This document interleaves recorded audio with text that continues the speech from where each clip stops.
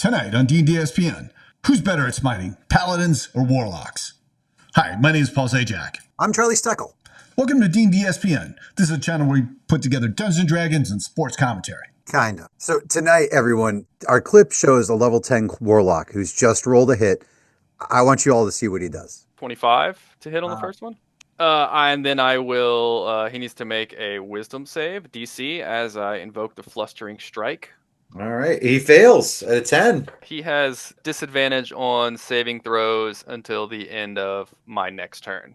And then I will apply the damage, and it is 2d6 plus 3d8, and I will go ahead and make that an Eldritch Smite.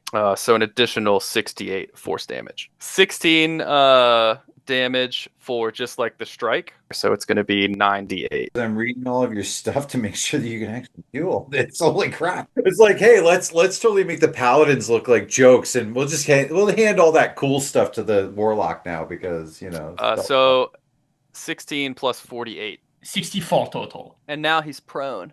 Yes, also prone. What gave him prone? The Eldritch Smite. The Warlock does a bunch of things. He uses a class ability, then he hits with his sword, and then he smites, and the smite does a boatload of damage and then knocks the player prone. Charlie, what are your thoughts here? Listen, you could see it on my face when this whole thing starts. Like I'm just flabbergasted by what happens, and I even make the comment throughout where it's like, cool, you're giving him disadvantage on saving throws. Now he's prone. Now he's got all this damage. You're doing all this stuff. Can you do all that in one action? And the answer is yes, you can. Like you could see my face buried in the second screen, trying to make sure that everything's on the sheet. And honestly, at some point, I even kind of gave up looking at the sheet where it was like, yeah, you know what? He's having fun. So what the hell? Right. Let it go. So I look at it from the perspective of I like smites and Paladins. Everybody loved that about Paladins, and it worked really, really well in 2014. Core rules have kind of drawn back on that a little bit. Now you give a character that's not normally used to having this. Because I'm a paladin. I've devoted everything to you. This is what I get in return for doing this for you. And all of a sudden, this warlock waltzes in, and it's just like, oh yeah, I can do it better. What struck me about this is their exclamation, wow, Warlocks are better at smiting. And so there's a couple of charts I'm going to put up here. The first one just looks head to head at Paladin Smite versus Warlock Smite at 10th level. And so I think the key distinction is that, like, Paladins are half-casters, so they don't get as many spell levels as quickly. And so at 10th level, the Warlock's got a 5th level spell slot to smite with, and a Paladin only has a 3rd level spell slot, and so a 3rd level Divine Smite is not as powerful as a 5th level Eldritch Smite.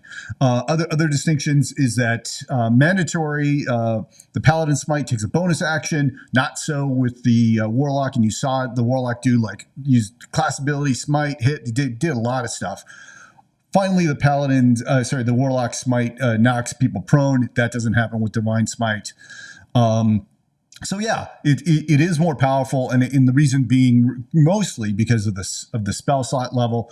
Thematically, I don't really like this. I want, come on, the Paladins is for smiting. It should be their thing, and the Warlock has got it. I don't know. It kind of bugs me, but that's just me. I'm sure all the Warlock fans are like, yeah, take that, you Paladin lover.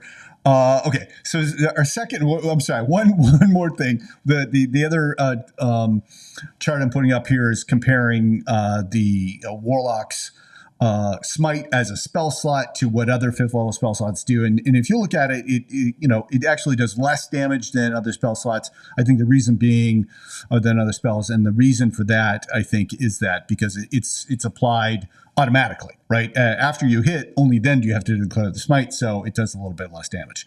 Okay, I talked a lot there about the smites. What do you think? I think that, yeah, I'm with you too. Like, smite is one of those things that really made a paladin unique, and now you're I mean, you could always market it differently. Go ahead and attach a different word to Eldritch other than Smite, like Eldritch, Bonk or Eldritch, whatever you want to call it. Yeah, the kabonk, I the mean, Eldritch kabonk. the Eldritch Just give them Bonk. Let's something call it the Eldritch Bonk. But truthfully, I look. Warlock is not a class I usually play. I understand that's something that people enjoy. But what I like DMing about when it comes to Warlocks is you have two weapons against a Warlock. One, no, you can't take a short rest. There's too much going on. You're being chased, or it's too noisy, or time is of the essence. Like when they're like, oh, I already blew like 500 spell slots, but I can get them back whenever I want. No, you really can't. And the second way to punish them is, okay, well, you made a deal. This isn't like I pray and I devote and then you just don't get anything like you do with a paladin or a cleric. If you're not role playing a warlock in the manner that pleases their patron, they don't just get denied; they get punished. Right. That's an interesting take. I do like that. You can even it out. The DM can even it out that way. But then it just depends on the dungeon master you're playing with. I don't know. Okay, so let's turn around to the viewers. Viewers, what do you think? Is it good that warlocks can smite better than paladins? Are we missing something? Let us know. If you want to watch the full adventure, you can check it out on our second channel, DnDSPN 2, The Deuce. And if you like what we're doing, please like and subscribe. It helps us out. Thanks for watching. Thanks, guys.